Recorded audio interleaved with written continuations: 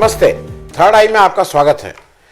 आज सबसे पहले एक दो मैं आपको कहानी कह लीजिए या जो हिस्ट्री है वो बताऊंगा और फिर आगे की बात शुरू करेंगे। देखिए, बार बार एक चीज़ कही जाती है कि कम्युनिज्म अच्छा है या ख़राब है, या सोशलिज्म अच्छा है या ख़राब है, या डेमोक्रेसी की ये समस्याएं हैं। एक चीज़ जान लीजिए, ये कोई भी इज्म हो जहाँ पे ऑटोक्रेटिक कहीं बात आएगी, जहाँ पे इस तरह की बात आएगी, कोई ऑटोक्रेट बनने लगेगा, तानाशाह बनने लगेगा, तो वो इसको जरिया बनाता है। कम्युनिज्म में हम सब आप जानते हैं कि ये तो सर्वहारा की बात थी, सारे मजदूर और किसानों की बात थी, लेकिन कम्युनिज्म को भी जरिया बना के बहुत से लोग तानाशाह बने और उन्होंने अपने देश के साथ देश का नुकसान किया। मैं एक कहानी बता रहा हूं आपको चेसेस्क्यू की। रोमानिया के जो शासक, तानाशाह शासक थे, कम्युनिस्ट, 1965 में वो गद्दी पे आए, मतलब उनका शासन शुरू हुआ। कम्युनिस्ट पार्टी का बोलबाला था, उसके नंबर 1 थे। और मैं रोमानिया की बात इसलिए कर रहा हूं कि मैं बहुत छोटा था, 67-68 की बात है। रोमानिया का एक ट्रैक्टर आए थे उस समय, कुछ इंडिया में इंपोर्ट हुए थे, वो हैवी ड्यूटी ट्रैक्टर थे, 40-50 हॉर्स पावर के। वो मेरे घर में भी एक आया था। तो उस समय रोमानियन ट्रैक्टर की बात होती थी, यूटास या क्या नाम था उसका। चेसेस्क्यू उसके बहुत शक्तिशाली तानाशाह थे। और जब सोवियत रूस ने उनसे अपना सपोर्ट विड्रॉ किया, 80 का वो दशक, जो मतलब लेट 80s में, जब सारे कम्युनिस्ट कंट्रीज धीरे धीरे करके खत्म हो रहे थे, Hungary, Czechoslovakia, Bulgaria, Poland, east Germany, और वो बर्लिन वॉल गिर गई थी, उस समय रोमानिया में चेसेस्क्यू का शासन बिल्कुल पूरे शबाब पे था। ये 89 दिसंबर की बात है। 17 दिसंबर को कहीं कुछ प्रोटेस्ट हुआ और चेसेस्क्यू के और उनके अगल बगल के जो दरबारी थे उनको लगा कि नहीं ये प्रोटेस्ट कैसे हो सकता है। तो उन्होंने कहा नहीं, पूरे देश में उन्होंने कहा कि बुलाओ भाई। एक सभा आयोजित की गई बुखारेस्ट में, जो उनकी राजधानी थी। 80,000 पार्टी वर्कर बुलाए गए, जो पार्टी वर्कर थे, क्योंकि ये कहा जाता था कि वहाँ 2-2.25 करोड़ की जो भी पॉपुलेशन थी, उसमें से आधे से ज़्यादा पार्टी वर्कर थे। सब लोग, मतलब नाम और पता सबका नोट था। पार्टी वर्कर की एक 80,000 लोगों को बुलाया गया कि अब सबको जवाब दे दिया जाए। वो सभा शुरू हुई 21 दिसंबर 1989। इसका विवरण हरारी ने जो किताब लिखी है, होमो ड्यूस, उसमें मिलता है। और आप अगर YouTube पे चले जाइए और चेसेस्क्यू 21 दिसंबर 1989 को अगर गूगल करिए तो आपको पूरी स्पीच दिखती है, कैसे वो पार्टी वर्कर आए हैं, कैसे ये स्पीच देना शुरू किए हैं, इनके सारे लोग इनके साथ खड़े हैं, और कैसे ही स्पीच के बीच में इनको किसी ने बू किया, मतलब किसी ने इनके विरोध में कुछ बोला, ये उसको देख के रुके, और फिर वो पूरे 80,000 लोग जो इनके पार्टी वर्कर थे वो इनके विरोध में खड़े हो गए। आज की तारीख में अच्छी बात हो गई है कि अब इंटरनेट आ गया है। अब हम लोग ने भी, जैसे हिंदुस्तान ने भी अब वर्चुअल रैली अब हम लोग करेंगे। अब हम लोग लोगों को नहीं बुलाएंगे, क्योंकि कहीं खतरा ये है कि मान लीजिए कोई गुस्सा हो, अच्छा आप जज कर ना पाइए, कोरोना वायरस की तरह ऊपर तो बुखार पता ना लगे, वो थर्मल, उससे अंदर बुखार इतना तगड़ा हो कि कोरोना की तरह वो फैल गया हो। तो बेटर है कि आप वर्चुअल रैली करिए, यहीं से सब कंट्रोल करिए, और कुछ भी नंबर बोल दीजिए कि 10 लाख, 20 लाख, 10 करोड़, 20 करोड़ लोगों ने इस वर्चुअल रैली को देखा। तो ये तो बात हो गई इस बात की कि कोई भी तानाशाह, कोई भी तंत्र खराब नहीं होता है, उस तंत्र का जो इस्तेमाल करके तानाशाही का रवैया अपनाते हैं वो खराब होता है। एक जरूरी बात ये थी कि कल 2-3 दिन से एक खबर खूब ट्रेंड हो रही है, और जिसने पूरे विश्व को इस समय अपने कोरोना वायरस के बाद मेरे हिसाब से जो सबसे प्रमुख खबर इस समय है, वो खबर है जो एक अश्वेत जॉर्ज फ्लॉयड जो मारे गए हैं अमेरिका में, जिनको एक पुलिस वाले ने उनके गले पे पैर रख के उनको कैसे 8-9 मिनट तक उनको सांस नहीं लेने दी और फिर वो मर गए। वो खबर आप सब लोगों को पता है। मैं उसके बाद जो एक बात आई है, ह्यूस्टन नाम के शहर के जो पुलिस चीफ हैं, आर्ट एसिविडो, उनका एक अभी बहुत पॉपुलर हो रहा है, जो उन्होंने CNN पे आके एक इंटरव्यू दिया है। उन्होंने कई चैनल पे दिए हैं, सिर्फ CNN पे नहीं दिया, उन्होंने कई चैनल पे दिया, अलग अलग बातें की हैं पुलिसिंग की, कैसे संभाला जाए, क्या ना किया जाए। CNN वाला इंटरव्यू बहुत पॉपुलर हो रहा है। ह्यूस्टन वहाँ का जो टेक्सास राज्य है उसका एक बड़ा शहर है, जैसे मान लीजिए उत्तर प्रदेश बिहार में लखनऊ पटना टाइप, राजस्थान में जयपुर टाइप, और उसके पुलिस कमिश्नर है, उसको हेड कर रहे हैं।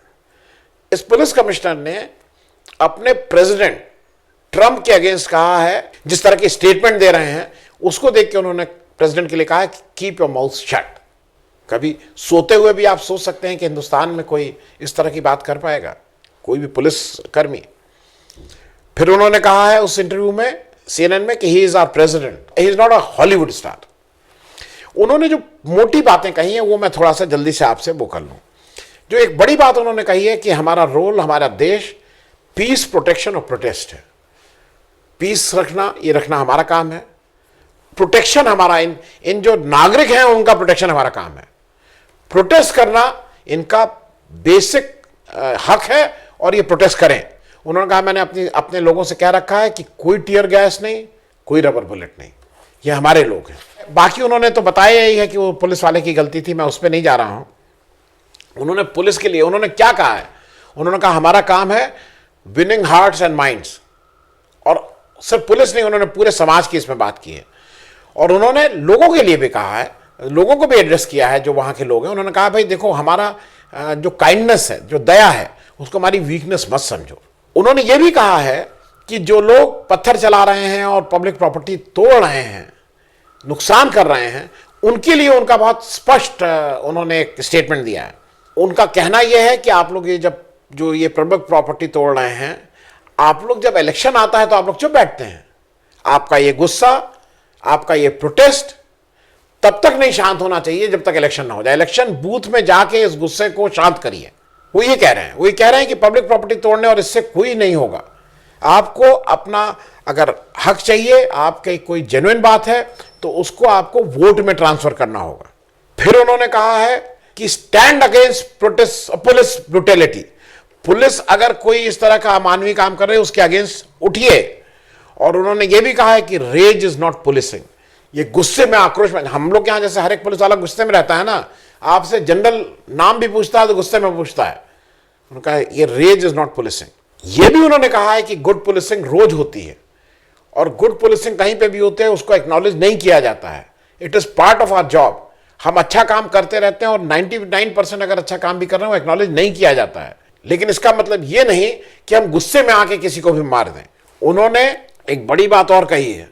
उन्होंने कहा है कि ये सोसाइटी को आह्वान किया है उन्होंने कि सोसाइटी इन जनरल को खड़ा होना होगा। इस तरह के जो भी ब्रुटेलिटी या जो भी किसी का हक छीना जा रहा है, एक यूनाइट होकर एक प्रोटेस्ट के ढंग करके यूनियन को उन्होंने आह्वान किया कि आप लोग खड़े होइए, आप लोग आइए, यूनियन का काम है, लीडर्स का काम है। ये सब जब हो गया तो मुझे ऐसा लगा कि हिंदुस्तान और अमेरिका की बहुत दोस्ती है। हमारे प्रेसिडेंट, हमारे प्राइम मिनिस्टर की बहुत दोस्ती है। आपको मैं आप इसको थोड़ा सटायर में भी ले सकते हैं, आप मजाक में भी ले सकते हैं, लेकिन मैं सीरियस होकर बात कर रहा हूं। क्यों ना हम एक इंडियन अमेरिकन एक्सचेंज प्रोग्राम शुरू करें। बहुत तरह के होते हैं और वो 5 पॉइंट मेरे हिसाब से हैं जो हिंदुस्तान अमेरिका को, ट्रंप को, बेसिकली अमेरिका को क्या, ट्रंप को भेजे कि भाई इस तरह से आप अपने देश को ठीक करिए, आप अपने को ठीक करिए, और 5 चीजें हमारे देश में आ जाएं अमेरिका की, तो हमारा देश भी ठीक हो। तो पहले मैं एक एक करता चलूंगा क्योंकि एक साथ नहीं। सबसे पहले मेरे हिसाब से यहां से हम लोगों को एक जो ट्रोल आर्मी होती है ना, यहां पे आपने कुछ कहा और तुरंत देशद्रोही, राष्ट्रद्रोही, और ये इफेक्टिव है। एक ट्रोल आर्मी के कुछ ट्रेंड हमारे यहाँ के, अच्छा हम लोग आईटी में तो नंबर 1 है ही दुनिया में, तो आईटी के कुछ ट्रेंड एक्सपर्ट जो ट्रोल कैसे बनाते हैं और कैसे वो करते हैं, ये हम लोगों को अमेरिका भेज देना चाहिए क्योंकि उनको उनकी सर्विसेज ट्रम्प जी लें। हमारे यहाँ कुछ फॉरेन एक्सचेंज भी जनरेट होगा क्योंकि ये लोग वहां जाएंगे और ये इफेक्टिव लोग हैं जिन्होंने हिंदुस्तान में बहुत इफेक्टिवली काम किया है। इनकी गारंटी हम लोग दे सकते हैं कि भाई they have been very effective. वहां से क्या लाएं? सबसे पहली चीज जो वहां से लाने की है वो मुझे ऐसा लगता है कि कांग्रेस में इस समय कोई अध्यक्ष नहीं है। राहुल गांधी ने इस्तीफा दे दिया है, सोनिया गांधी इंटरिम प्रेसिडेंट हैं और वो भी इटली की रहने वाली हैं, तो उनके तो क्यों ना हम लोग जो ह्यूस्टन के वो जो पुलिस प्रमुख हैं, आर्ट एसेवेडो, उनको आपकी जानकारी के लिए बता दूं, वो मुख्य रूप से वो क्यूबन इमिग्रेंट हैं। वो क्यूबा से आए हैं और ह्यूस्टन में बसे हैं। तो अगर क्यूबा से आके वो अमेरिका में यहां तक पहुंच सकते हैं पुलिस चीफ के पद तक, हमारे यहां तो परंपरा है कांग्रेस में एओ ह्यूम हो, और हम लोग तो सोनिया गांधी को भी नहीं मानते हैं कि हिंदुस्तानी है, इटली से आई हैं। तो क्यों ना एक अमेरिकन या क्यूबन नागरिक वो आ जाए हमारे यहाँ। और कांग्रेस के प्रेसिडेंट की पोस्ट खाली है इस समय, अगर वो कांग्रेस के प्रेसिडेंट बन जाते हैं तो मेरा, और जिस तरह का उन्होंने तेवर दिखाया है, जिस तरह की बातें की हैं, तो वो बातें मेरे ख्याल में देश के लिए बहुत अच्छी रहेंगी। दूसरा, मेरे हिसाब से यहां से जो मीडिया के कुछ लोग हैं, जो मीडिया को मैनेज करते हैं, कंसल्टेंट हैं, उनको वहां भेजा जाए और उनको कहा जाए कि प्रेस कॉन्फ्रेंस करना बंद करो। मतलब तुरंत अभी से उनसे कहा जाए प्रेस कॉन्फ्रेंस मत करो। हमने 6 साल से प्रेस कॉन्फ्रेंस नहीं की है, हम चैन से हैं, प्रेस कॉन्फ्रेंस काहे करके बवाल पाल रहे हो। तो ट्रंप जी को एक फ्रेंडली एडवाइस, एक को एडवाइस कि no press conference with immediate effect, stop it. क्योंकि हिंदुस्तान में हमने इसको किया है और it has been very effective. अब वहां से क्या लाया जाए? शार्ली एब्दो जो फ्रेंच हैं और उन्होंने एक जो कार्टून बनाया है, जो आप देख लीजिए, जो साइड में दिख रहा होगा, ये वही मैगजीन है जिसको लेके एक बार लोगों ने कुछ मार दिया था, उन्होंने किसी एक धर्म विशेष के लोगों को कुछ कह दिया था, वही मैगजीन है। तो शार्ली एब्दो को अगर इस तरह के वहां के कुछ मीडिया के लोग हमारे यहां आ जाएं, जो खुल के अपनी बात, हिम्मत के साथ अपनी बात कहने का करें, तो हमारी मीडिया जो इस समय थोड़ा, मतलब जिसको गोदी मीडिया बोला जा रहा है या जिसको स्पॉन्सर्ड मीडिया बोला जा रहा है, उसके लिए भी एक थोड़ा बेटर होगा। तीसरी चीज, हम लोग यहां से क्या भेजें? हम अपनी पुलिस भेज दें, क्योंकि पुलिस हमारी जिस ढंग से बिहेव करती है वो उनकी पुलिस जैसे नहीं। ह्यूस्टन वाले को, अच्छा, जब ह्यूस्टन क्यों आ ही जा रहे हैं यहां, तो यहां वाले पुलिस वाले वहां खाली हो जा रहे हैं। तो ये तो मतलब तमाम मिल जाएंगे हमारे यहाँ। इसमें तो बहुत ज़्यादा वो आपको बहुत चॉइस की वो नहीं है, आपको इनफैक्ट कंपटीशन हो जाएगा कि कौन जाना चाहे। इस तरह के तमाम पुलिस वाले हैं जो कैसे जाके लोगों को मारपीट करके उनका मुंह बंद करना है, ये हमारे यहाँ काफ़ी ठीक है लोग हैं, इनको वहाँ से भेज दिया जाए। उधर से क्या लाना है? उधर से वो लोग लाना है जो ह्यूमन राइट्स वाले हों, और जो आज आपकी जानकारी के लिए बता दूं कि जो अश्वेत हैं वो वहाँ करीब 13-14% उनकी पॉपुलेशन है अमेरिका में। उसी तरह से जैसे हमारे यहाँ एक धर्म विशेष के लोगों की करीब 13-14% पॉपुलेशन है।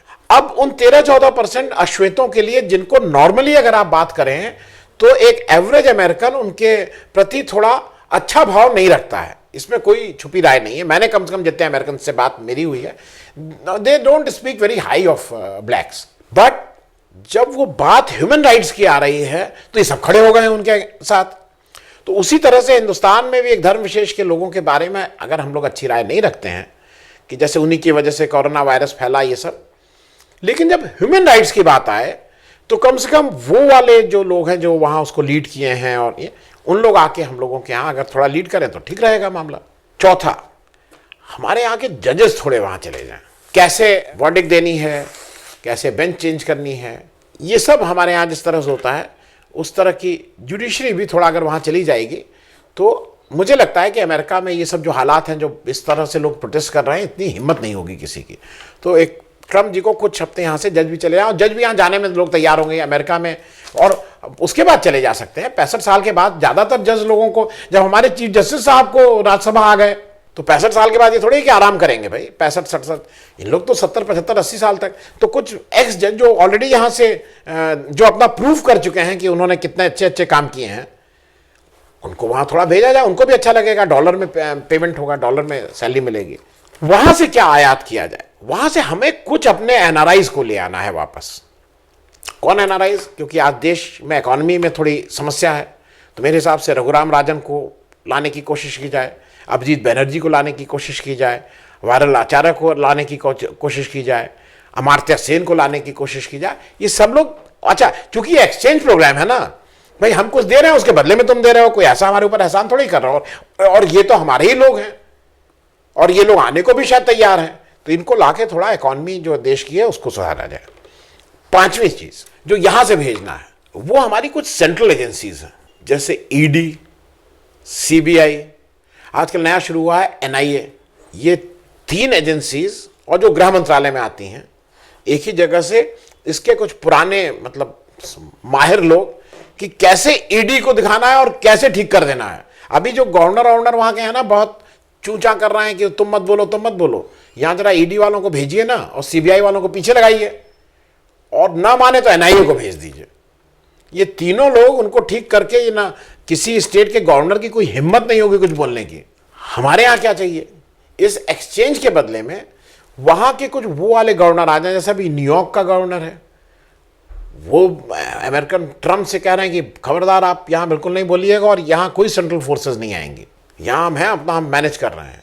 तो वहाँ के कुछ गवर्नर आ जाएं। और मैं इसलिए कह रहा हूँ कि ये 5 चीज़ अगर हिंदुस्तान से उनके यहाँ चली जाएंगी तो उनका मामला ठीक हो जाएगा। वो 5 चीज़ें अगर हमारे यहाँ इम्पोर्ट हो जाएंगी तो हम लोग भी बहुत अच्छे देश की तरह से एक बार फिर से और प्रगति के पथ पे बढ़ेंगे। अब आज बस इतना ही। कल एक हमारा लाइव है, वो कल का लाइव थोड़ा इंटरेस्टिंग हो रहेगा। कल हम विनोद दुआ साहब को बुला रहे हैं, हिंदुस्तान के बड़े जर्नलिस्ट, और एक बड़े जर्नलिस्ट सतीश झा हैं। सतीश झा दिनमान के एडिटर रहे हैं, पुरानी एक प्रतिष्ठित पॉलिटिकल मैगजीन, और जनसत्ता जब हिंदुस्तान में शुरू हुआ तो उसके भी पहले एडिटर थे। अब अमेरिका में हैं इस समय, वहाँ से ज्वाइन करेंगे। देश पे पैनी नज़र रखते हैं। ये 2 लोग कल शाम को 5 बजे लाइव में रहेंगे। आप सब लोगों से आग्रह है कि जो आप 5 बजे जुड़ें। तब तक थैंक यू सो मच। हमारा कार्यक्रम अच्छा लगा तो कृपया सब्सक्राइब करें और साथ में वो छोटी घंटी भी दबा दें, जिससे आपको जब भी कोई नया वीडियो, नया एपिसोड अपलोड हो तो आपको उसकी सूचना मिल जाए। धन्यवाद।